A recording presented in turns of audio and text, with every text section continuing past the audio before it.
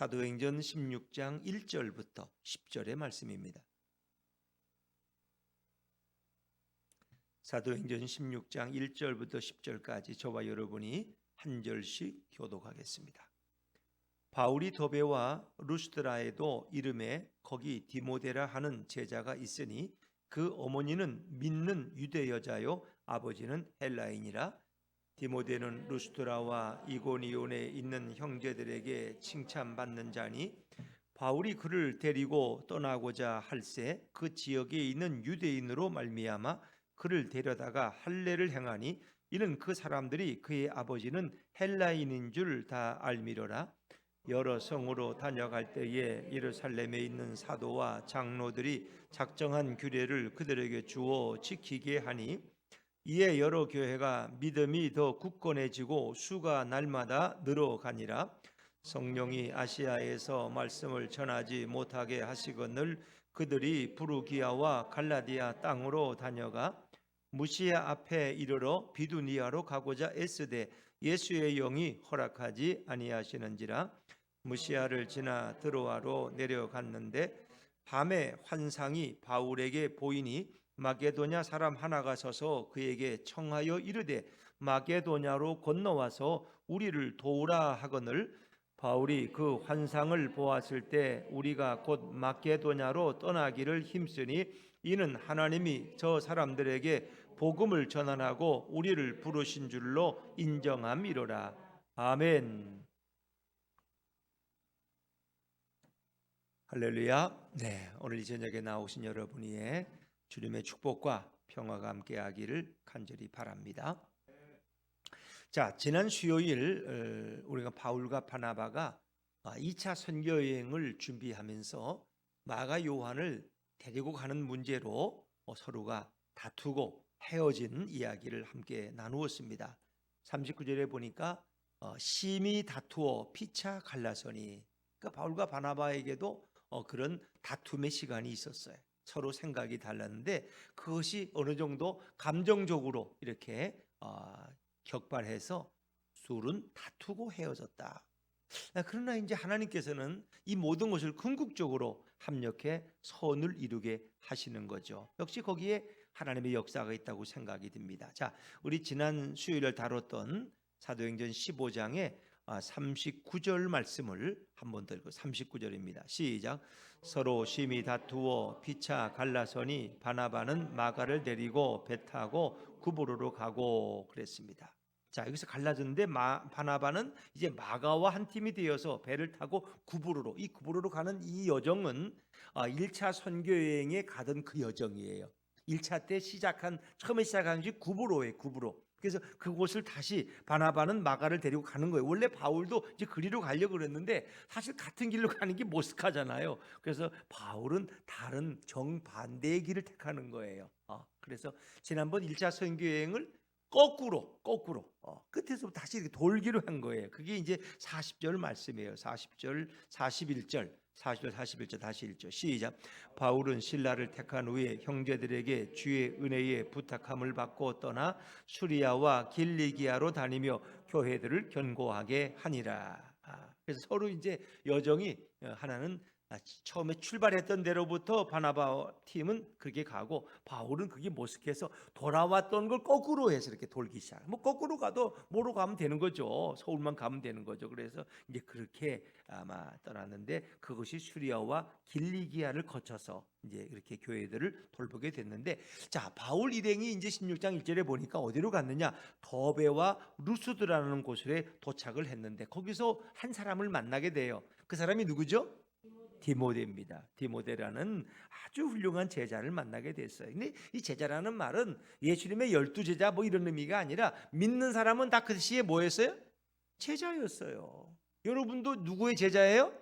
주님의 제자예요. 꼭 제자 훈련을 받아야 제자가 아니고 12제자만 제자가 아니라 나도 주님의 제자야. 제자는 제자답게 살아야 돼. 제자는 누구를 닮아야 돼요? 예수님, 스승이신 예수님을 닮는 거예요. 우리 다 제자예요. 다 제자. 근데 자기가 제자가 아니라고 막 우기는 사람들은 좀 이상한 사람들이야. 그 사람들은. 괜히 뭐 교회에서 날 제자라고 부르고 뭐 좀 이상한 걸 좀 하라고 이렇게 뭐 헌신하라고 이렇게 하는가 제자라는 했지만 우리는 성도보다 더 좋은 표현은 제자예요. 우리는 그리스도의 제자, 주님의 제자다. 근데 그 제자 중에 디모데라고 하는 사람이 있었다는 거예요. 근데 이 사람은 혼혈이야, 혼혈. 어머니는 유대인이고 아버지는 헬라인, 그리스인이에요. 그 시대에도 이미 이렇게 다 민족이 있었다는 거죠. 오늘 우리도 뭐 이렇게 이렇게 다양한 민족들이 이제 한국에도 와 살고, 또 엄마는 베트남 여인이고 아버지는 한국 뭐 이런 경우도 많이 있잖아요. 이제는 우리가 그런 시대에 살아가고 있는데 이미 그때에도 헬라 시대에도 이미 그런 일이 있었다는 거죠. 자, 16장 1절을 다시 한번 읽어보죠. 16장 1절입니다. 시작. 바울이 더베와 루스드라에도 이름에 거기 디모데라 하는 제자가 있으니 그 어머니는 믿는 유대 여자요 아버지는 헬라인이라. 중요해요. 그러니까 이미 그때 그런 인터내셔널한 삶을 살았던 사람이 디모데예요. 아버지는 헬라어를 하는 헬라인이야, 그리스인이야. 어머니는 유대인이야, 히브리인. 자, 그런데 이제 중요한 게 있어요. 유대인들은 이렇게 아버지와 어머니가 혈통이 다를 수가 있어요. 하나는 유대인이고 한 사람은. 그런데 아버지가 유대인이고 어머니가 이방인이면 그 낳은 자녀는 유대인으로 인정이 돼야 안 돼요? 인정이 안 된다는 거예요. 근데 반대로 어머니가 유대인이야, 히브리인이야. 그리고 아버지가 이렇게 헬라인이야. 그러면 유대인으로 인정을 받는다는 거예요. 그 왜 그러냐? 아버지의 교육보다 누구의 교육이 더 중요하다고 생각해요? 어머니의 교육이 더 중요하다. 이게 아버지는 뭐 밖에 나가 일하고 돈 벌고 여행 떠나고 그러는데 어머니가 주로 집에서 아이들과 생활하거든요. 그래서 아이들은 그 신앙을 누구한테서? 어머니에게서 배운다. 어머니에게서. 그렇다고도 아버지들은 뭐 덜렁덜렁 그렇게 하면 되는 게 아니라 하여튼 다 부부가 그러지만 이게 어머니의 영향이 더 크다는 거예요. 어머니. 왜? 늘 어릴 때부터 품에 안고 기도하고 젖을 먹이고 기도해서 잠을 재우고 이렇게 어머니와 또 이렇게 자녀들은 더 친근한 경우가 많잖아요. 어릴 때는. 그렇죠? 그래서 유대인들은 모계를 중심으로 유대인이냐 아니냐를 결정한다. 근데 하여튼 디모데는 어머니가 유대인이야. 그래서 또 그 외할머니가 누구예요? 외조모? 로이스. 외조모 로이스로부터 이렇게 신앙을 이어받은 가정. 그래서 3대째 그리스도인이 바로 이 디모데라는 거예요. 참 훌륭한 인물이지. 근데 이 사람이 여기서 이제 칭찬받는 사람이었어요. 그 마을에서는. 2절로 넘어가 볼까요? 2절입니다. 시작. 디모데는 루스드라와 이고니온에 있는 형제들에게 칭찬받는 자니. 제자인데 칭찬받는 제자예요. 특히 루스드라라는 곳은 이게 참 재밌는 곳인데 바울이 1차 선교 여행할 때 돌에 맞아 죽을 뻔한 곳이 바로 이 루스드라예요.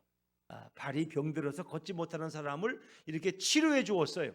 그랬더니 다른 유대인들이 시기가 나가지고 바울을 돌로 쳐 죽이려고 했어요. 거반 실실에 쓰러졌는데 다시 정신이 깨어나서 돌아온 것이 이 루스드라예요. 거기서.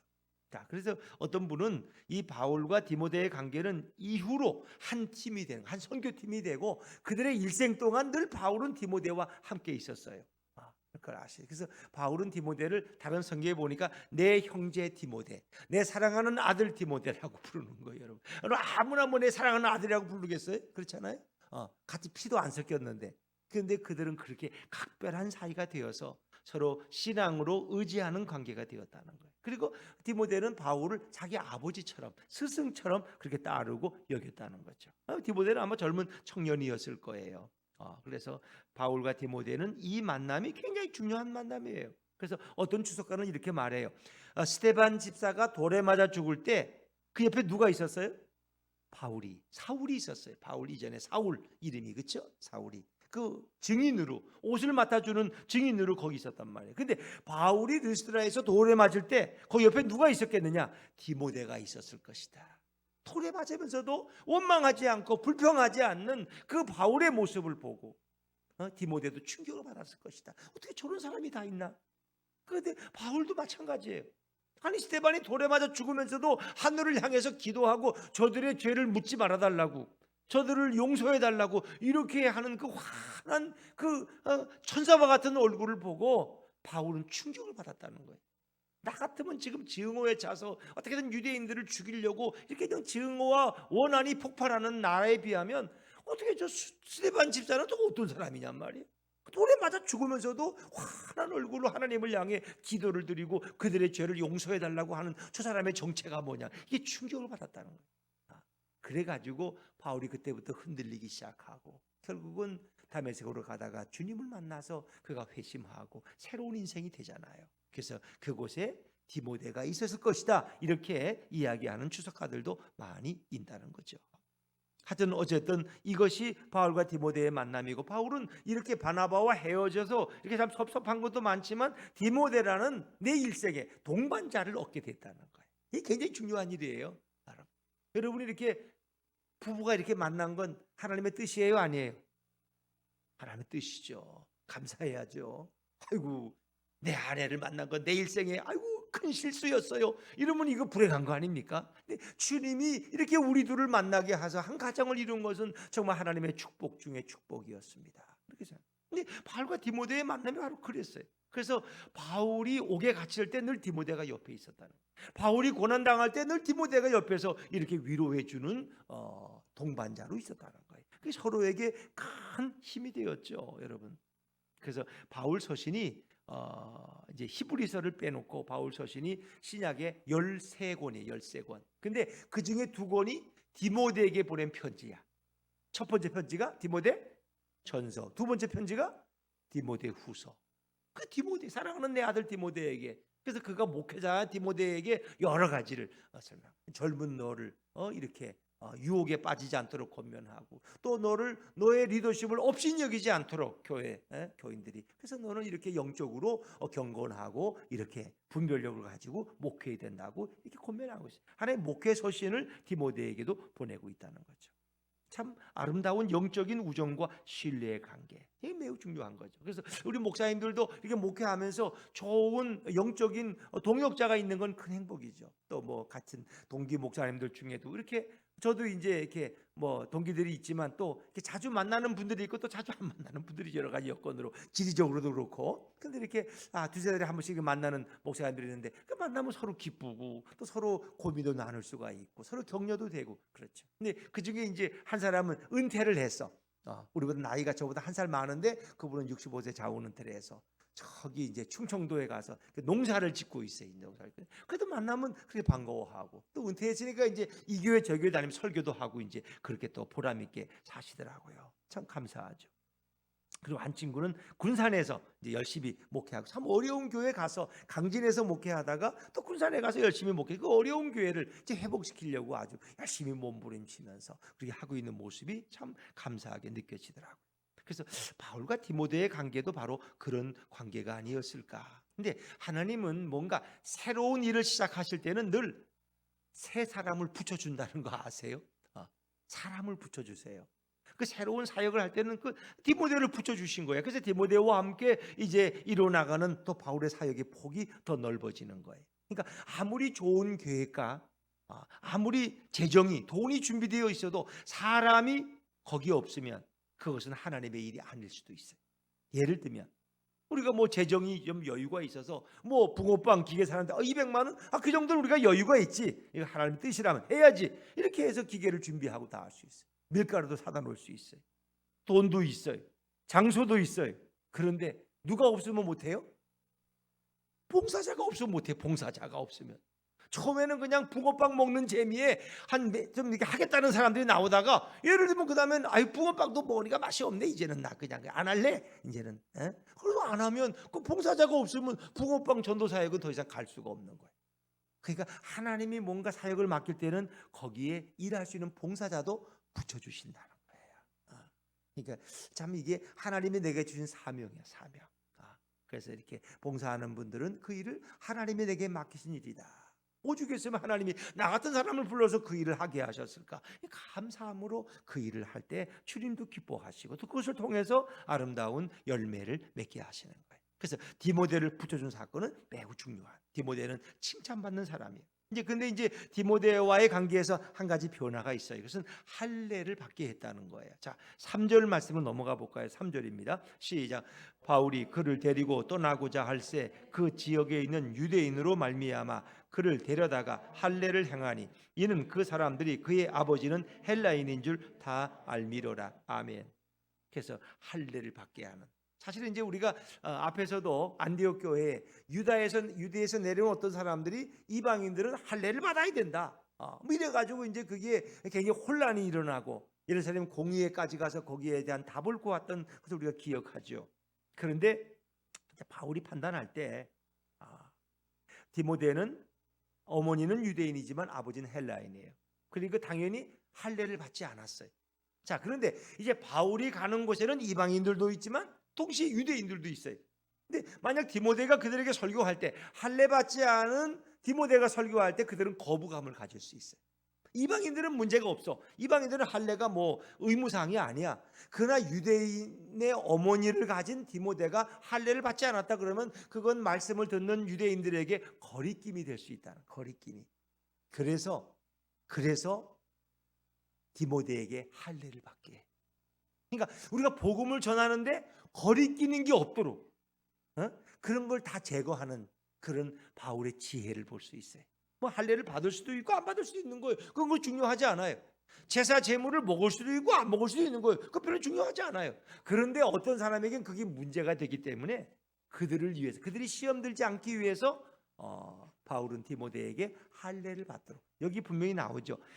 그를 데려다가 할례를 행하는데 그 지역에 있는 유대인으로 말미암아 이게 그 유대인들 때문에 그런 거죠. 그것이 그들에게 걸림돌이 된다는 거예요. 그래서 할례를 행했는데 그의 디모데의 아버지가 헬라인인 이방인인 걸 그들은 다 알고 있다는 거예요. 근데 가서 디모데가 할례도 안 받고 가서 복음을 전하면 유대인들은 마음을 닫아버린다.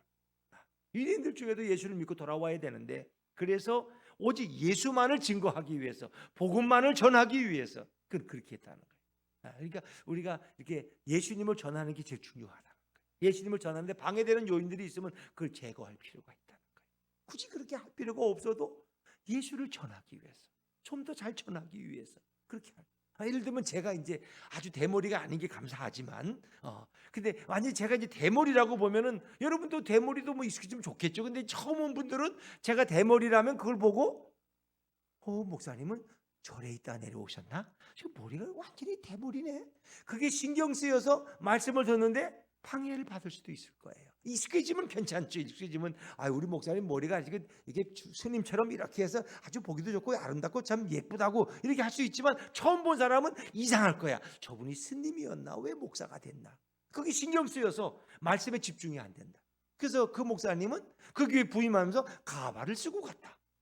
그러면 뭐 가발인지 아닌지 만져보지 않으면 모르죠. 뭐 가발이 얼마나 좋아요. 그러면 그것 때문에 머리 때문에 서로가 말씀 듣는데 방해받지 않도록 가발을 썼다. 그게 무슨 문제겠어요?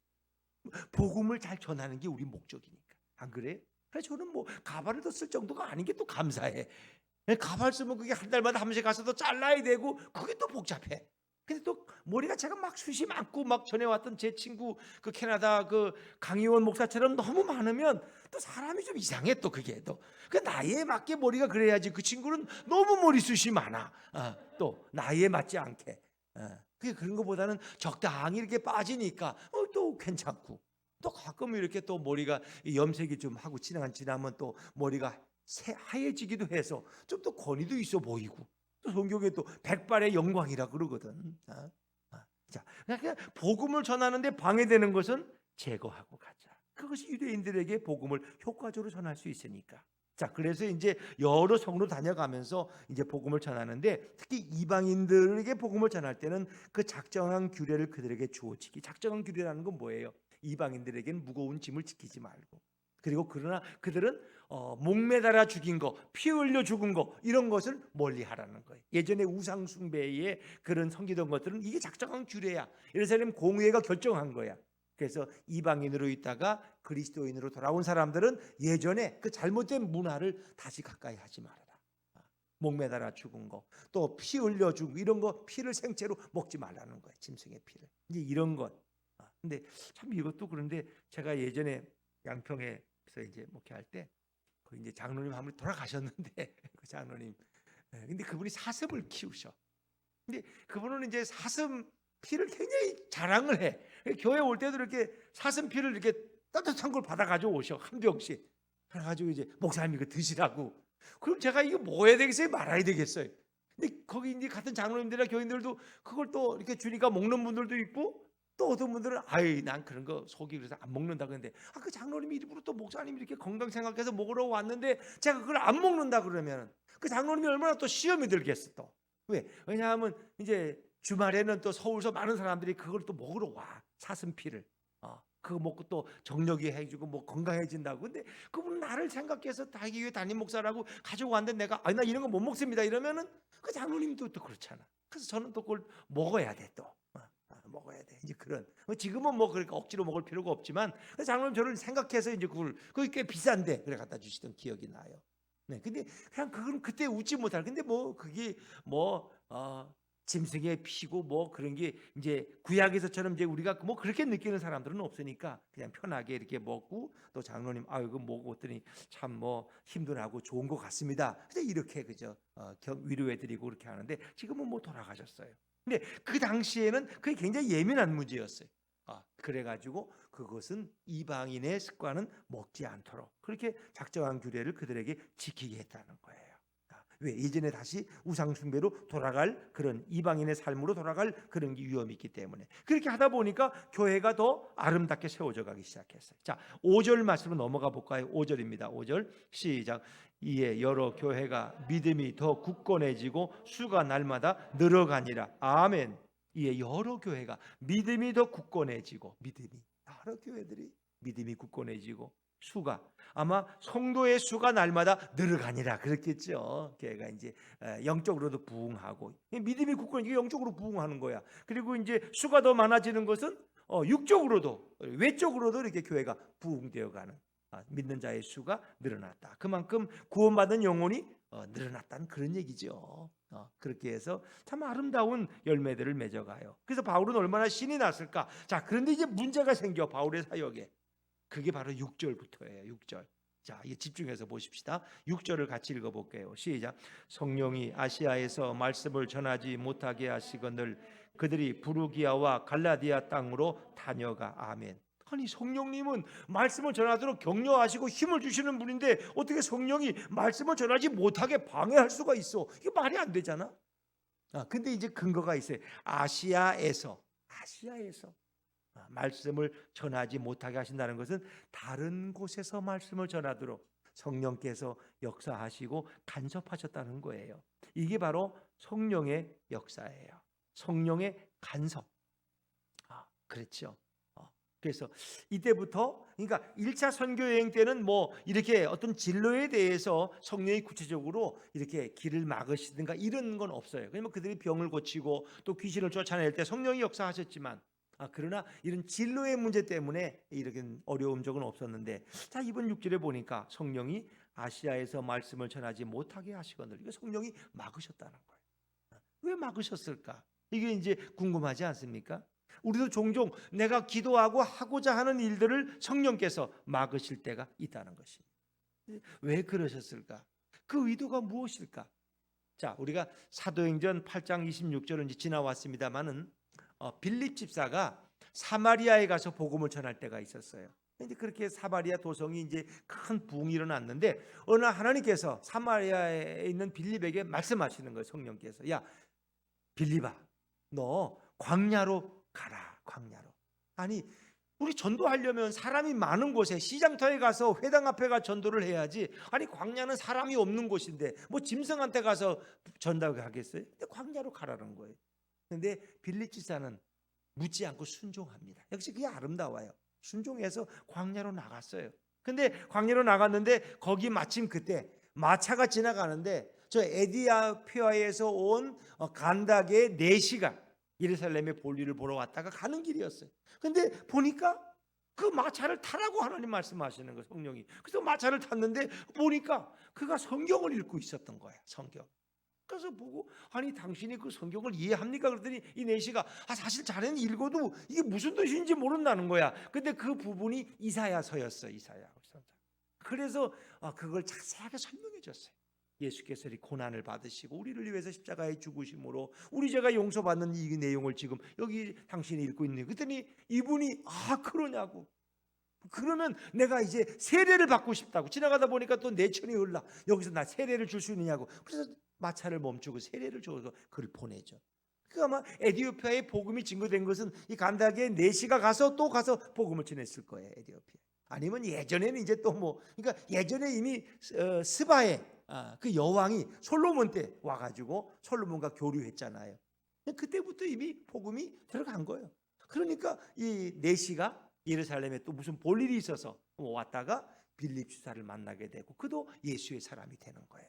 근데 광야로 왜 가라 그랬을까? 그 이유가 있다는 거예요. 그 갔더니 사람을 만나게 하고 그에게 복음을 전하게 하셨다는 거예요. 그러니까 하나님이 하시는 일은 쓸데없이 하는 일이 없어요. 다 거기에는 계획과 뜻이 있다는 거예요. 하나님의 생각은 우리 인간의 생각과 다르다. 하나님의 뜻은 우리 인간의 뜻과 더 높이 생각이 다르다는 거예요. 자, 그래서 이제 바울은 성령이 막으시기 때문에 다시 다른 길을 찾게 되었어요. 자, 7절 말씀으로 7절입니다. 7절 시작. 무시아 앞에 이르러 비두니아로 가고자 애쓰되 예수의 영이 허락하지 아니하시는지라. 그래서 프루기아와 갈라디아 땅으로 이렇게 내려가는데 그래서 무시아라는 곳에 갔어. 그래서 비두니아 쪽으로 가서 복음을 전하려고 했더니 그걸 또 예수의 영이 또 허락하지 않으셔. 그걸 또 막으시는 거야. 그래가지고 바울이 잠깐 혼란을 겪었죠. 아니 왜 자꾸 내가 가는 길을 이렇게 막으실까? 여러분, 그러니까 우리가 어떤 길을 갈 때 그 길이 방해를 받고 막는다면 두 가지가 있어요. 하나는 마귀가 우리의 길을 방해할 때가 있어요.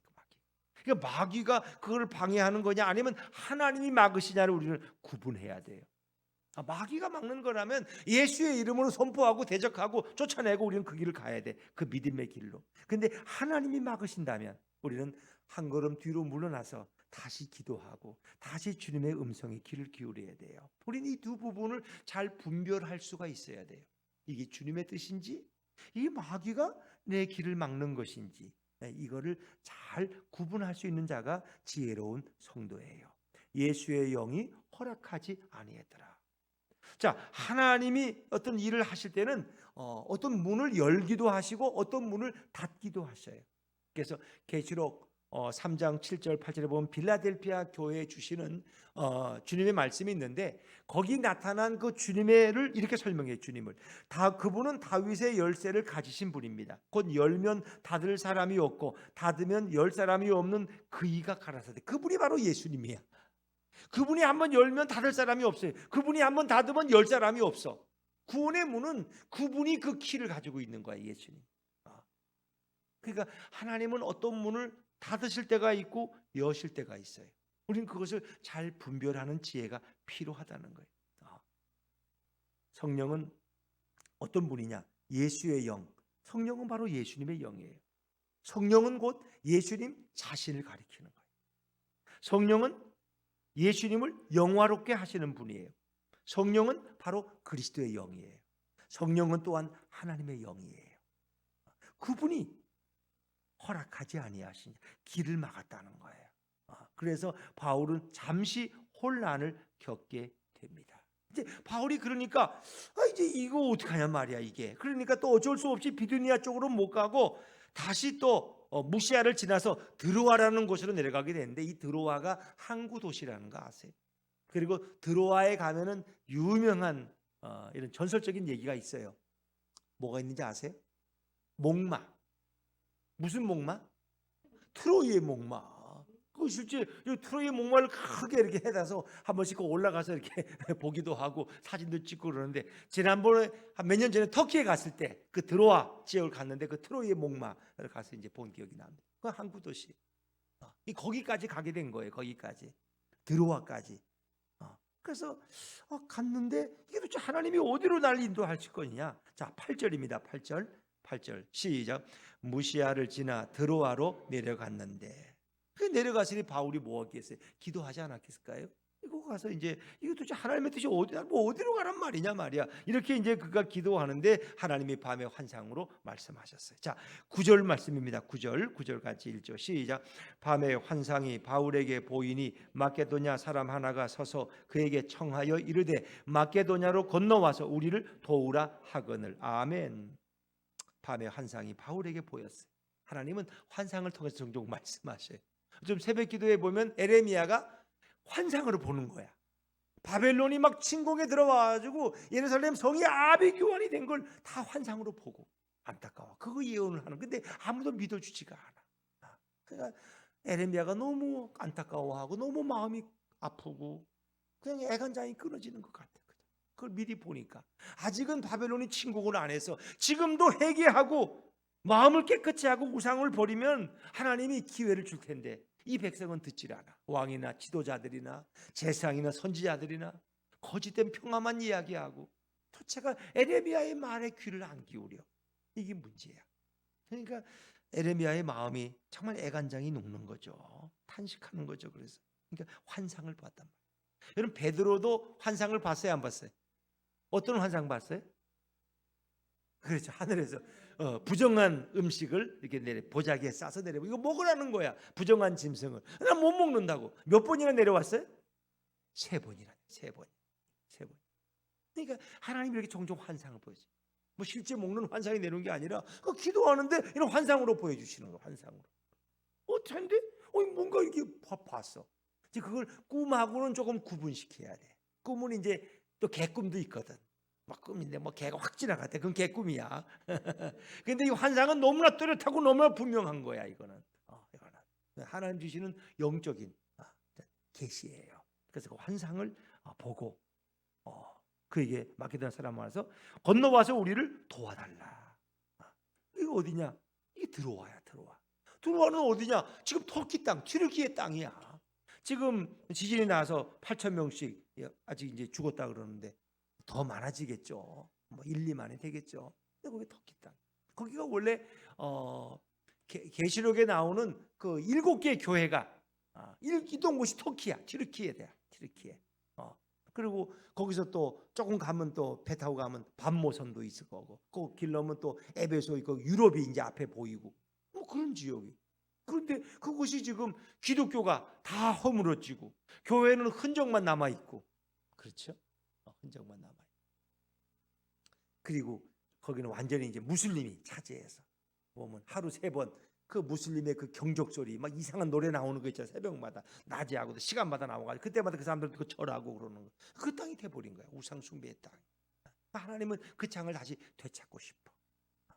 그래서 그 터키 수도에 가면은 유명한 사원이 있는데 원래 거기가 하나님을 섬기던 사원이야. 성전이야. 근데 그걸 자기들이 무슬림 사원으로 바꿔버리고 관광지가 돼버리고.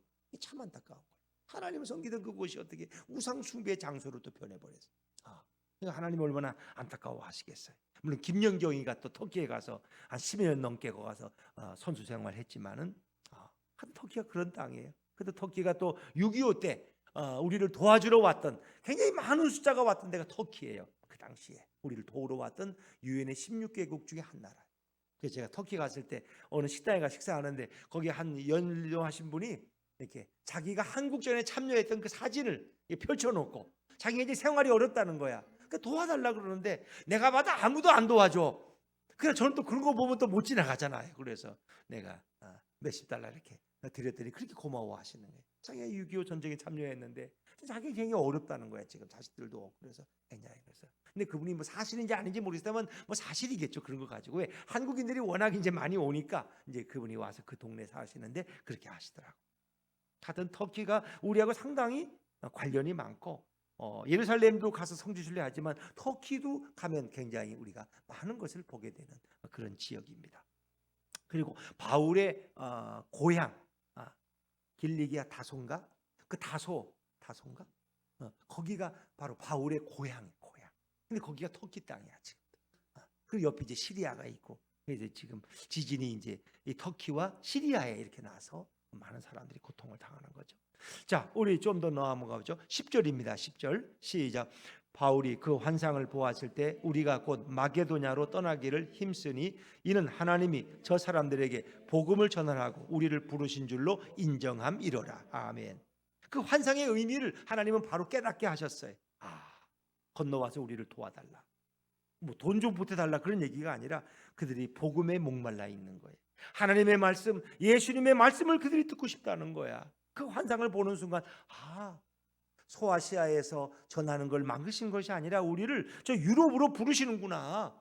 그래서 2차 선교 여행은 유럽으로 배 타고 이제 즉시를 순종해서 그가 빌립보 첫 성에 가서 두아디라의 자주장사 그 여인과 함께 복음을 전하게 되고 유럽의 첫 교회를 세우고, 그리고 거기서 이제 2차 선교 여행을 또 시작하게 되죠.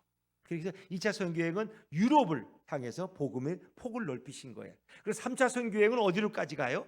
결국 이제 로마까지 가는 거죠. 로마까지. 결국 로마에 가서 바울이 죄수의 몸으로 가서 복음을 전하는, 그러니까 이 사명자는 그런 거예요. 하나님이 죄수의 몸을 만들어서 가서 복음을 전하게 하시는 거야. 사명자는 뭐로 가도 서울만 가면 된다고, 죄수의 몸으로 가도 로마로까지 가서 복음을 전하고, 그가 셋집에 거하면서 로마서 마지막 부분에 보면 이렇게 복음을 전하는 모습을 볼 수가 있고, 로마에서 그는 거기서 순교하게 되죠. 이게 참 하나님의 역사이죠. 하나님의 역사. 그래서 하나님은 환상을 통해서도 말씀하시고, 환상을 통해서 우리에게 길을 지도해 주실 때가 많다 하는 거죠. 건너와서 우리를 도우라 소리치는, 사실 코로나 이 팬데믹 이후에 또 많은 선교사님들이 복음을 전하는데 제대로 효과적으로 복음을 못 전했죠. 그 또 어려운 지역도 말할 것도 없죠. 근데 이제 코로나가 어느 정도 거쳐가니까 다시 이제 복음이 더 힘있게 증거되어야 될 때가 온 것 같아요. 그래서 정말 세계 선교의 또 지평이 넓어지고, 복음이 들어가다 코로나 때문에 선교사님들이 잘 가지도 못하고 서로 왕래도 못하고 교제도 못했는데 다시 그 영혼들에게 복음이 증거되는 이제 그런 계기가 또 시작될 것이다. 우리는 그렇게 생각을 해봅니다. 우리 예수품 교회를 통해서도 어느 지역에 복음이 들어가고 또 그곳에 선교하는 선교사님들을 도울 수 있다면 그것은 바로 우리가 그 선교에 동참하는 일이 될 수 있는 것입니다.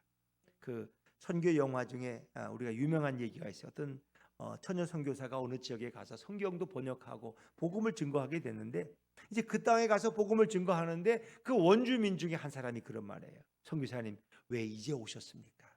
조금만 더 일찍 오셨더라면 저희 가족들도 구원받을 수 있었고 저희 돌아가신 아버님도 구원받을 수 있었을 텐데 왜 지금 오셨습니까? 좀 더 일찍 오셨더라면 우리 마을에 많은 사람들이 예수를 믿고 구원받고 천국에 갔을 텐데, 그걸 너무 안타까워. 지금 온 것도 다행이지만 조금만 더 일찍 오셨더라면 더 많은 영혼이 예수님께로 돌아올 수 있었을 텐데요. 그러니까 지금 복음 전하는 것은 굉장히 시급한 거예요. 왜? 영혼들이 죽어가니까. 예수를 알지 못하고 죽어가는 영혼들이 있죠. 그러니까 오늘 우리에게 이렇게 붕어빵 전도 사역을 통해서 그 어린이들에게 예수님을 전하게 하는 것도 하나님의 전도의 한 방법이죠. 그렇죠. 그들이 어릴 때부터 예수님을 알고 예수님을 고백하고 조금씩 하여튼 교회 상가 앞에 있는 붕어빵을 먹으면서 조금씩 귀담아 듣는 찬양 소리를 듣고 어떤 건 더 기억이 되고, 예수님이 어떤 분인지 궁금해지고, 또 본인도 예수님이 어떤 분에게 이렇게 붕어빵을 주면서 주시는 분이 예수님이라 그럴까? 그들도 한번 찾아보게 되고, 그렇죠? 그 모든 것이 정말 주님의 한 계획 속에 있지 않는가 저는 생각합니다. 그들은 말합니다. 우리는 당신이 필요합니다. 당신의 돈이 필요한 게 아닙니다. 당신의 문화나 당신의 지식이 필요한 것이 아니라 당신이 가지고 있는 바로 예수의 복음이 필요합니다. 우리에게 예수님을 알려주십시오. 예수님을 알려달라는 거예요. 그것이 선교지에서 많은 원주민들이 우리에게 요구하고 와서 우리를 도와주십시오. 그렇습니다. 어찌 보면 우리 예수품 교회가 해야 될 선교의 사명이 저는 있다고 생각되어집니다. 아직은 우리 구체적으로 아무것도 할 수 없지만, 그러나 우리가 선교 원금 보내고 기도하는 것밖에는 못하지만, 그러나 하나님 때가 되면 우리를 통해서도 또 좀 더 선교사님들이 효과적으로 일할 수 있도록 우리가 좀 더 가서 도와드리고 또 위로해드리고, 또 그곳에 가서 우리가 어떤 모습이라든지 도울 수 있는, 선교지에 가서 우리가 할 일이 많이 있어요. 여러분들 기술이 있는 분들은 컴퓨터 고쳐가지고 또 그분들에게 이렇게 설치해드리는 일도 하고, 또 어떤 집사님은 미용 기술을 배워가지고 가서 그분들 머리를 깎아주는 일도 하고, 우리가 할 수 있는 일들이 다양하게 있어요. 그 여러분들이 뭐든지 하나씩 배워놓으셔야 돼. 또 우리 권사님은 붕어빵 기계를 가져가서 그분들에게 붕어빵을 좀 맛있게 이제 꽂아야 돼. 그 가져가는 게 좀 문제긴 해. 그거는 어떻든지 우리도 쓰임 받을 수 있다는 거예요. 그들에게 뭔가 필요한 것이라면 우리가 가서 그들에게 복음을 전하고 또 그들을 예수에게로 인도할 수 있는 거죠. 사랑하는 여러분, 오늘도 건너와서 우리를 도우라는 그 마게도냐인의 그 환상의 음성을 우리가 생각하면서 우리 예수품 교회도 영혼을 구원하는 일에 예수의 복음을 전하고 예수님을 전하되 귀하게 쓰임받는 교회가 될 수 있기를 주님의 이름으로 축원합니다. 기도하겠습니다.